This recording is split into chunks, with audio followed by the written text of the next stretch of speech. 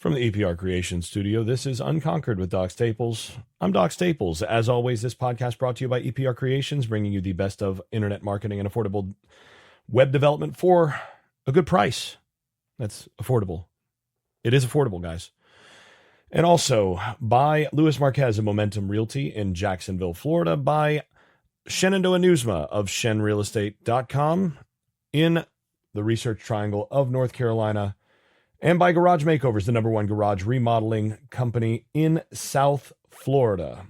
All right, well, it's time to get rolling. Wasn't able to get really a view of the All-22 due to other things this week, and go all the way through that until just recently. So basically delayed the post-game. As I said, there was not going to be any hot takes from last week's game. Delayed the post-game stuff until now, when I'm also doing the discussion of the upcoming game against Virginia. So what I'm going to do, I'm going to divide this show into essentially, I guess 4 parts. First part, we're going to talk a little bit about what we learned in the game against Kent State. Second part, we're going to look at the, second, third parts, we're going to look at the offense and defense versus Virginia. Then we'll do our usual summary and prediction stuff. So let's go ahead and get to it. First section, we're going to talk Kent State and what we basically gathered from that.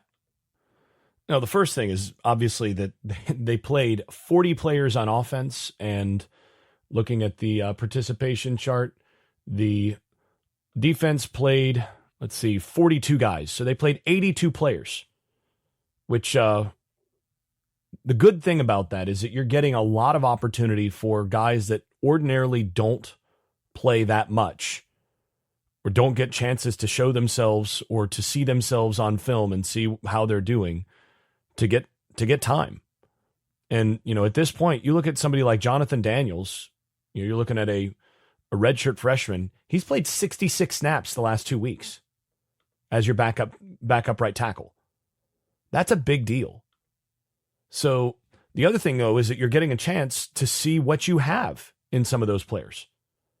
Lucas Simmons, another guy, he's played 66 snaps, and you really needed to know what you have in your potential, your prospective future left tackle.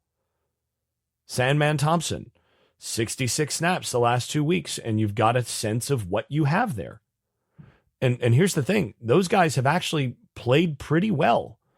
I mean, I think you can make the case right now that Florida State's second string, their backup offensive line, right now might be better than their starting offensive line was last year. In fact, I'm gonna go out on a limb and say that if Florida State could have had that group as their starting offensive line last year, they would have taken it.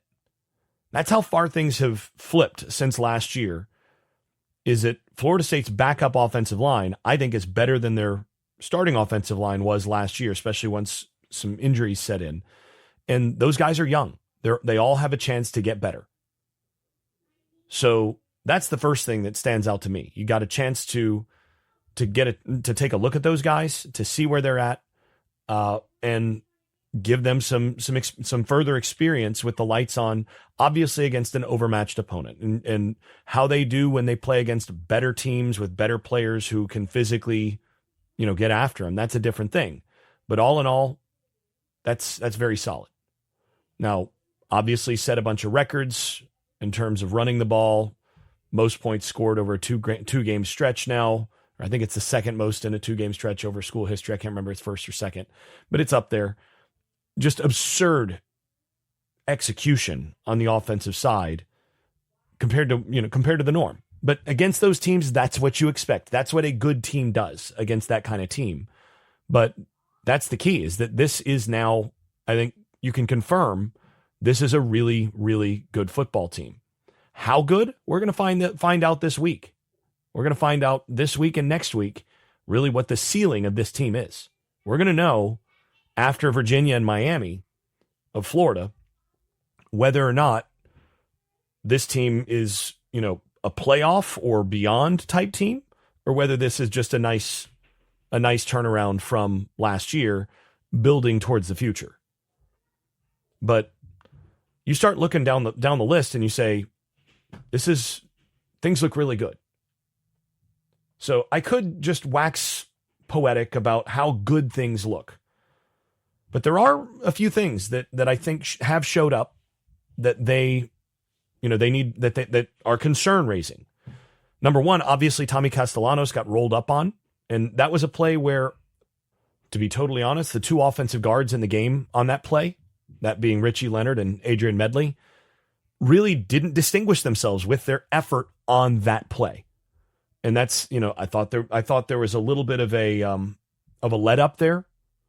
And I thought I saw a few times in this game where there was a little bit of a step off the gas from a few players that we hadn't seen at all in the first 2 weeks.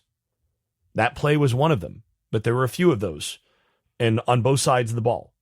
And obviously it's really hard to maintain 100% pedal to the ground over a 3-game stretch, especially when two of those teams are completely outmatched.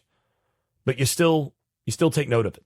And that's something that if I'm a coach, I'm hitting in the locker room, and I'm emphasizing, guys, this is not who we are. This is the sort of thing that is a step backwards. Even though it's one play here, one play there, this has got to be better.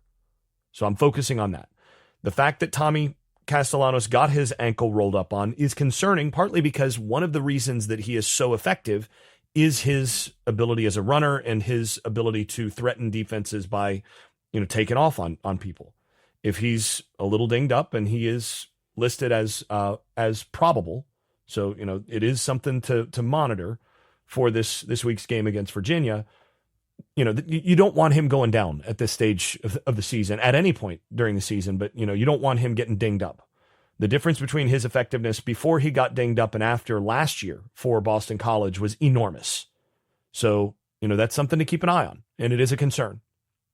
Now, one of the positives that came out of that, and by the way, I thought they should have gotten him out of the game before that. I was tweeting 2 drives earlier, like, okay, they're up, they've scored 42 points. It's time to give Tommy Castellanos the hook. There's nothing left to be benefited in terms of him playing here. So let's go ahead and get that taken care of. Well, the other thing that you're really happy about is that when Kevin Sperry came in and got his 14 snaps, Brock Glenn also got 14 total snaps. When Kevin Sperry came in and got those 14 snaps, he looked like he's capable of running this offense fully. Now, he's not Tommy Castellanos at this stage of the game, but you do feel pretty good about where you are with your true freshman quarterback, and certainly feel great about the potential for the future there.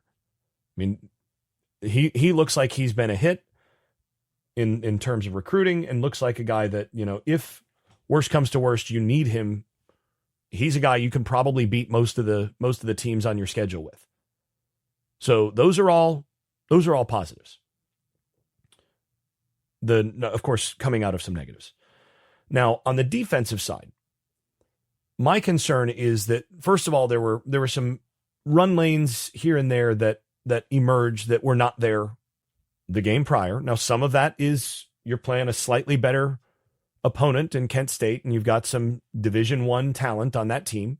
They're not power 4 talent or power 2 talent, but they are that, they've got some guys that are on full Division I scholarship, and you tip your cap on some of those, even against that.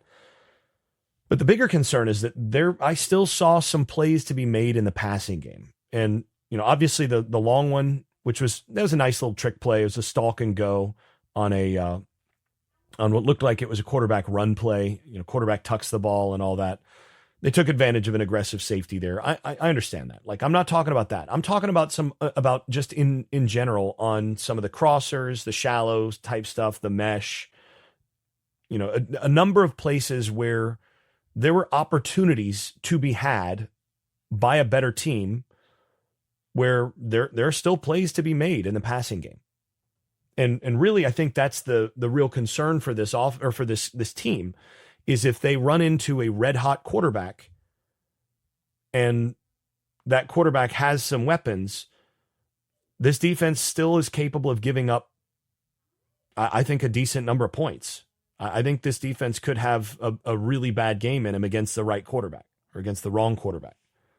So that's, I think, the biggest concern coming out. I think they did continue to display a lot of depth up front. I think this was kind of a good get back right game for James Williams at defensive end or at edge. I thought overall the backup corners really flashed. I thought Jamari Howard and a couple of those guys on his in his unit, Ricky Knight, Shamar Arnu, those guys played and flashed a good bit. You know, Kai Bates was another guy. The athleticism really jumps out at you, and you know, you like what you see there. Actually, maybe of all of the guys in terms of the backups, Charles Lester was a guy that just his movement and his size and all that looked really good. So you're pretty pleased with what you've got in terms of your backups in the secondary, just athletically. But I do think that they are still really figuring out how to be a little tighter in that zone stuff that they're running. And again, they're mostly spot dropping rather than matching. And that's been my concern all season, has been if you're spot dropping against a really good quarterback, you can get cut up. Now, they were pretty vanilla on what they did up front. They didn't get as much pressure as they might have if they'd have gone after the quarterback a little more. But that's the concern, is that there are plays to be made in the secondary still. Though I do think that there's been some tightening up and some improvement there in terms of communication and matching routes from where you're dropping to and all of that. But that's my big concern remaining for the year, is you play against a really good pass offense with a red hot quarterback, and you might be in a shootout because defensively that's the one potential limitation that I'm seeing. Otherwise, I mean, you start looking out there and you say, once they get basically all those guys back, you know, the injury report this week has Kevin Wynn listed as questionable. You get Kevin Wynn back on the interior defensively, and that changes you. You know, Caleb LaValle, backup linebacker, also is a guy that's listed as questionable, and he's been out for a good bit. You add those guys back, and particularly Wynn, I think they're really one interior player away from really having the rotation where they want it with some size inside. It's a dangerous defense interiorly. Or on the interiorly. I don't even know what that is. But and then, you know, offensively, they still haven't been full strength since Bama because Randy Pittman's been out. But he's listed as probable for the Virginia game and, you know, getting into the mix before they play against Miami of Florida in a week. So I think the big concern, like I said, there's still some space that's there. There are seams. There is space to be taken advantage of here and there with your secondary. I do think, though, that they're kind of willing to trade that for what they're doing against the run, for some extra pressure. And also, I think they're willing to trade that for some turnovers, because I do think that they're essentially gaming some of that space at times where there's guys that are jumping into places that look like there's going to be space. So we'll see that moving forward. But those are my basic takes from the Kent State game. I don't know that it's really worth doing a whole lot more on that at this stage. So let's go ahead and move over to the Virginia preview. And first thing to note, Virginia offensively is really good. And I just mentioned one of my concerns, my primary concern really about this team moving forward, other than, you know, potential catastrophic injury to key players, is playing against a red hot quarterback and an offense with some playmakers that can score a bunch of points on you and getting into a track meet. That's a concern. Well, Virginia is scoring a lot of points. Right now, Virginia has scored over the course of their first four games, 48, 31, 55, and 48. So they're averaging 42 points a game. That's good. Now, 3 of those games have been against Coastal Carolina, scored 48, Bill and Mary, 55, and Stanford, 48. And that was a home game against Stanford, not one of those road stands at, you know, 2 in the morning. So, and then the one game they played against a team with a pulse, they scored 31 in a loss against NC State. But you have to adjust on that NC State game because they also tore through that NC State defense. NC State just got some red zone stops and a couple key turnovers that changed that game. But they ran for 257 yards against NC State, 8.03 per carry, and they passed against NC State. They threw it 40. They were 30 of 43 for 257 in that game as well. So they had over 500 yards total offense against NC State, and that's not a bad NC State defense. They're not great. You saw what happened against Duke this last week, but they're not just a bottom end of the ACC type defense. They're sort of middle of the pack. And, this Virginia team cut through them. The problem that they had, like I said, they were down inside the 30 multiple times with a chance to win that game. And ultimately Chandler Morris threw a key pick down inside 2 minutes when they were driving for the go-ahead score.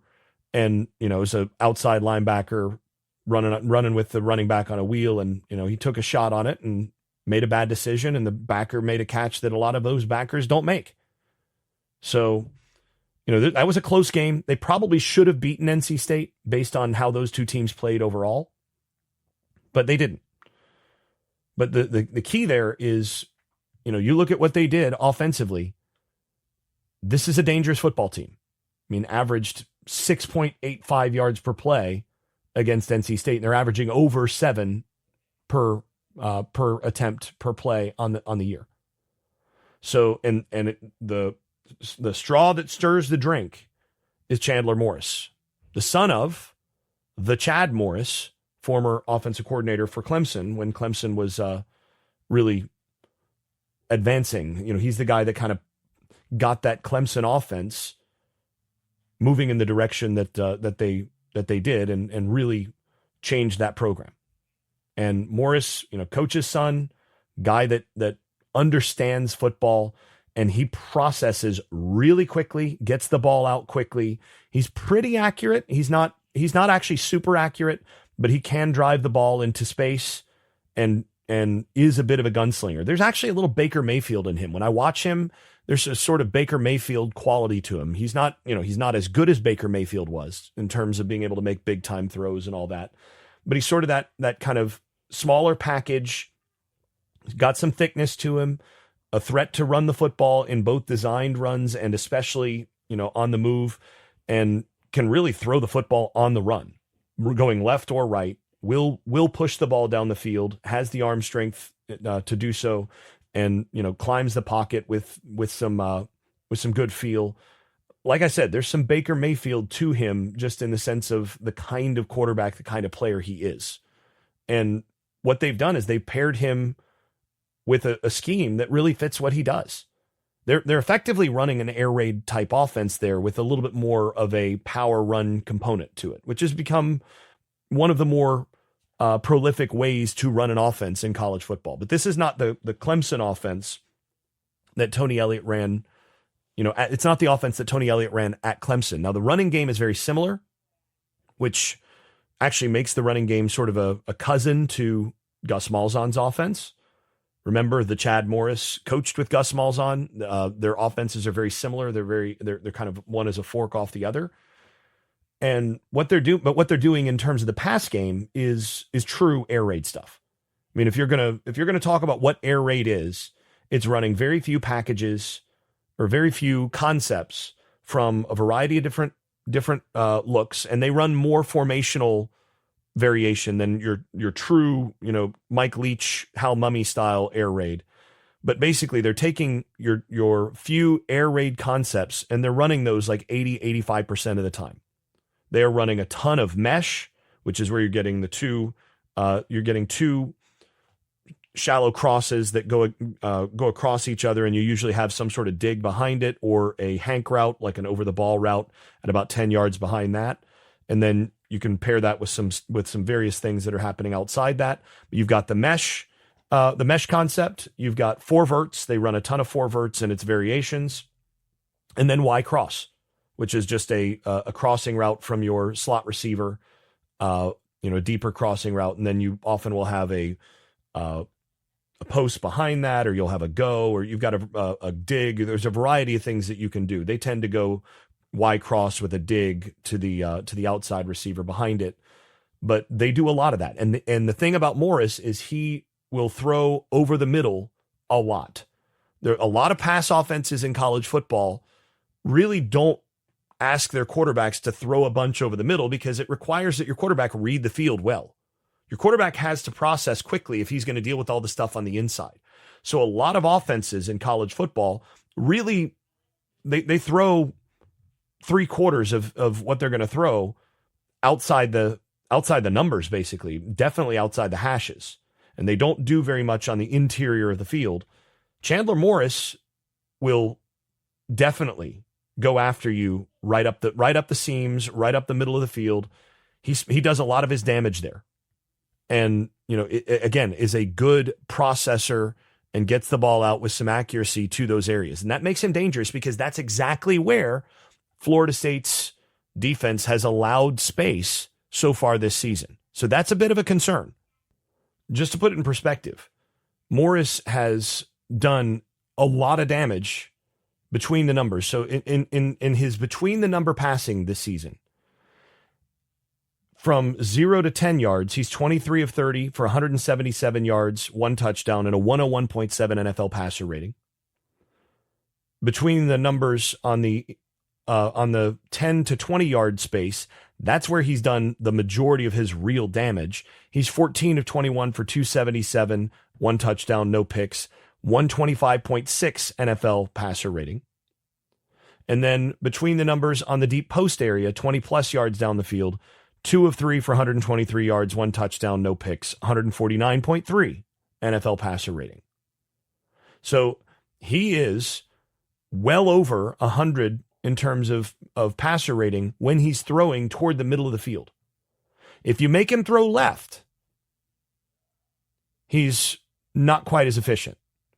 91 NFL passer rating from 0 to 10, 94 from 10 to 20, 39.6 from 20 plus. Similarly, throwing to the right, 10 plus yards downfield, he's 3 of 9, 69 yards, 1 interception, 22 NFL passer rating. So you almost want to force him to throw to the outside parts of the field. The thing you want to take away is all that interior stuff, all the seams, all the mesh route stuff, all those things. You want to force him to wait on that and get it out to the outside. Make him beat your outside corners, because where he's made his living is taking advantage of linebackers, safeties, nickel type players, all of that, and getting the ball out on the interior of the field. So this also should emphasize the importance of compressing the pocket with your bigger players and not allowing him to step downhill in the pocket and throw directly in front of him. You want to make that more difficult. You want to steer him to where he can't just throw in passing windows and nice passing lanes in front of him. You want those guys to compress it, make him as a shorter quarterback feel that a little bit, and get your hands up. But he's been really, really good, especially between the numbers.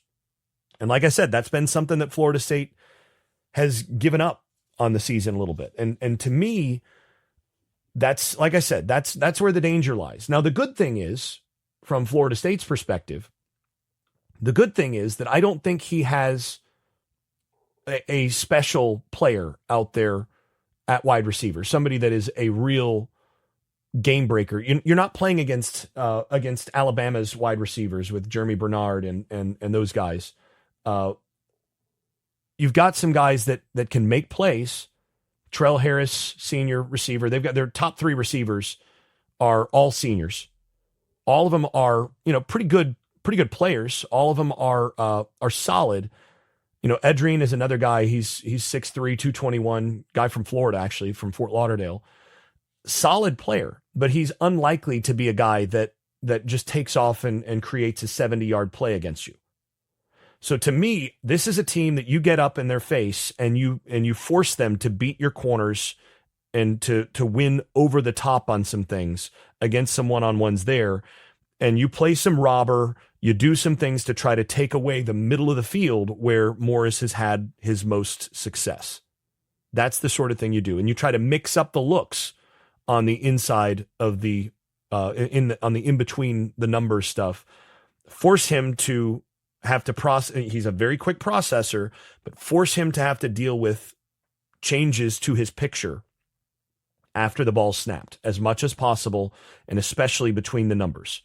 Have a guy dropping into the space where he's likely to be looking against what it looks like in the pre-snap. Try to get a couple picks on him because he is an anticipatory thrower, and that's a big advantage for the offense. You want your quarterback to be an anticipatory thrower, but if you're a defensive coordinator, sometimes you can game those anticipatory throwers and force them into throwing a bad pick because they're not anticipating that guy actually isn't where he is expected to be or where he should be based on the initial read. So that's what you're trying to do with him, and you're trying to do that while also getting some pressure. But none of that works unless you're stopping their run game. And Jamari Taylor and their run game, they're pretty good. Like I said, they averaged over 6 yards a carry against NC State. I think Jamari Taylor averaged almost 10 yards a carry against NC State as the lead running back there. And those guys, they're averaging 6.2 and 8.2 yards per carry. Their third string running back is averaging 7.73. So they've been very successful running the football this season. And so the first order of business, they're going to have to stop that run and then handle at the same time stopping that passing game, especially between the hashes, between the numbers. That's really where this game I think is very much going to be decided. That's going to be a hard thing. But this is where a couple other things really matter. Number one is on the injury report, Virginia's starting right tackle is out. And their starting center, Brady Wilson, is questionable. And he had a calf strain, a pretty significant calf injury. He was on crutches at the end of that Stanford game. And do you really want a guy whose calf may not hold up to go one-on-one against Darrell Jackson for the course of the game? So that reshuffles their offensive line. And I think it's going to be much more difficult for them to run the football in this game, certainly against Florida State's personnel, and also without the guys that they have relied on the offensive line. And they had a lot of offensive line injuries coming into the season, but now they've got a couple additional that are out that are important for them in terms of their running game and in terms of protecting the quarterback. And I think ultimately that's where I look at this and I say, they're probably going to make some plays. They're probably going to have some opportunities to score some points against this Florida State defense. And it'll be a good opportunity for this Florida State defense to get some more tape and to continue to develop and learn in some of the areas where they've been they've had some weaknesses so far on film that nobody has taken advantage of. Don't get me wrong on that. I mean, Alabama had opportunities to take advantage of those things, and Ty Simpson just didn't get it there. But the space has been there, and there's been some opportunities and Ryan Williams had a couple key drops. The space has been there. I think there probably will be some space taken there. And I do expect Florida State's defense to give up more points in this one than they probably have all season. So, yeah. That and if I'm looking at my overall expectations, I'm looking at Florida State probably giving up, Virginia on the season, total offense. They've been averaging 7.17 yards per play. I think that probably is going to be closer to, 5 yards a play in this game, somewhere in there. But I don't think that we're looking at Florida State holding them to like 3 yards a play. If this defense does that, if they go out there and they hold this Virginia offense to, under 4 yards per play or, 4.2 yards per play, something like that, that further sets the ceiling higher for this team because you're doing that against a really good quarterback and against an offense that's had success so far this season. But I don't expect that. I think you're going to see Virginia get some plays in this game offensively. I think you're probably going to see somewhere in the order of 5, a little over 5 yards per play, somewhere between 5 and 5.5 yards per play. Alabama had 4.74. I think this Virginia offense in this game, with the way that their quarterback's been playing on the road, this is a road game as well, Friday night game. I think ultimately I'm going to expect Virginia to have a little bit more success in terms of both the scoreboard and yards per play than what Alabama did. I think they're going to make some of those plays that weren't there, that Alabama had, that they didn't make. Some of the places where they dropped the football, all that. So I'm going to go with somewhere around 5.5 yards per play. And I think they'll score in the area of 24 to 27 points in this game. That's my expectation. So I think for Florida State to be really confident of winning this game, I think the magic number is something like 35, because I think this offense is pretty good and they very well could score in that area against Florida State's defense. As good as FSU's defense has been, I think this is one of their biggest tests. And coming into the season, we talked about this before, and I'm not the only person. About a lot of people, and I think accurately, said, regardless of what happens in that Alabama game, you can make a strong case that the most important game on the schedule is that Virginia game. Why? Because that's a game where you should win. It's your first road game, but it's a very, very losable game as your first road game, a Friday night game, and all of that. That sets the table for the remainder of the conference season. And moving into that Miami of Florida game, you're going to want as much confidence going into that as you could have. So, yeah, this is going to be a very important one, and it's going to be a revealing one for what Florida State's potential defensively is. Because again, I think if you look on the schedule, this might be he's in the running for the best quarterback on your schedule. I'd probably put him at 2 or 3, but he's up there. He's a tier 1 quarterback on your schedule, and you want to take care of business on the road against a guy like that. So let's go ahead and flip over to the other side of the ball. So Florida State's offense against Virginia's defense. Now, this is where the big advantage is. Florida State offensively has been an absolute juggernaut, and that's not just against the two bad teams that they've played, averaging over 10 yards per play against East Texas A&M, 9.9 yards per play, 9.94 yards per play against Kent State, but also 6.06 yards per play against that, what I think is a really good Alabama defense, and 230 rushing yards against Alabama. On the season, they've got more rushing yards in 3 games than they had all of last season. 230, 361, and 498 over those 3 games. And they're playing against a team in Virginia that I don't think that Virginia's defense is very good from what I've seen. And, the numbers kind of bear that out. They smothered Coastal Carolina, 3.79 yards per play given up. But then they gave up 7.17 against NC State, 216 rushing yards against NC State. NC State was able to run the football with a lot of success. They averaged 6.17 yards per carry on 35 carries, 4 touchdowns. And that's really where they won the football game. If, NC State was able to run for 6.1 yards per carry against this Virginia defense, which, by the way, in those other 3 games against Coastal Carolina, Bill and Mary, and Stanford, they gave up 3 yards per carry, 2.46 yards per carry, and 1.13 yards per carry against 3 teams that can't run the football against anybody, against grass. But against a team that actually runs it pretty well, they gave up over 6 yards per carry. And I think that's going to be a real problem for them. You look at where their defense is strongest. They are aggressive. They play a lot of quarters, and they let those safeties come down hard into those run fits. And their linebackers and just the general aggression of their defense coming downhill is pretty good. They play hard. The problem is they don't have a whole lot of talent on the interior of the defensive line, and their safeties are like bad. They're really bad. The safeties just do not have a whole lot of athleticism. They can come up and hit, and when they've got a clear target to hit, they hit almost like linebackers. But as soon as you get those guys one-on-one in space, it's real bad. And Florida State, I can tell you right now, is going to scheme all game to put those safeties in one-on-one situations where they're going to have to defend a fast receiver, and they are slow. They're going to have to handle a running back one-on-one in space, And that's been a problem for them against backs that can actually move. And then they're going to do this in a context where they're essentially, I think, going to be able to handle those defensive tackles who are small. They're small and they're not Aaron Donald quick.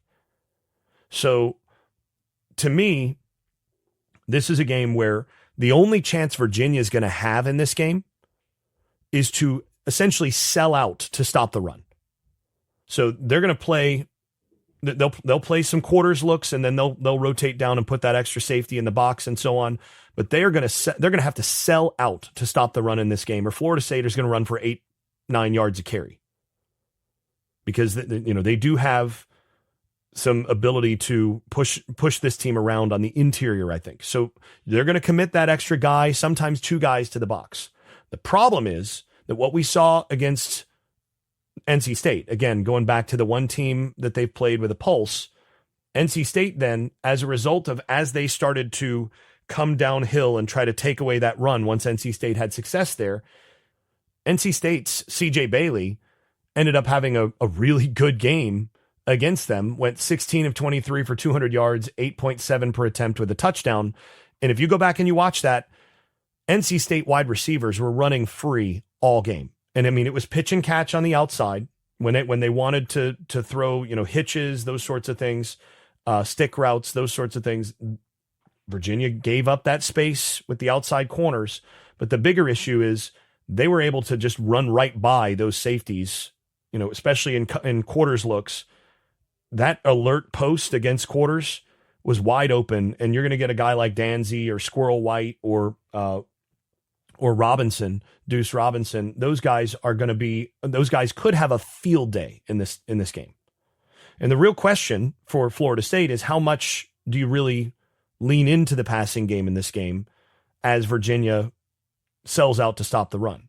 Because really the chance, the way that this game goes sideways is if you recognize that Virginia's selling out to stop the run and you lean into the passing game because you're going to take advantage of those looks, and then you just don't execute. You overthrow the post a couple times. You miss, you have a drop, you do those sorts of things. And all of a sudden you have 2 or 3 drives where you don't score and you're not in rhythm. All of a sudden the offense gets a little off track. And then, there are only so many trials in football.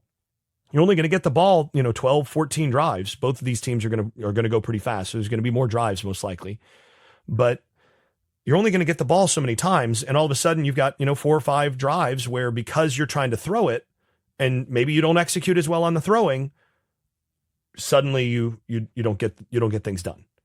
That's the danger. That's the concern, is that they can kind of game you into throwing the football a little bit. The good thing is that Gus Malzahn doesn't tend to be baited by into doing that. He's going to say, fine, add your extra guy to the box. I'm going to add some eye candy to give him something to think about, and I'm still going to run it right down your throat.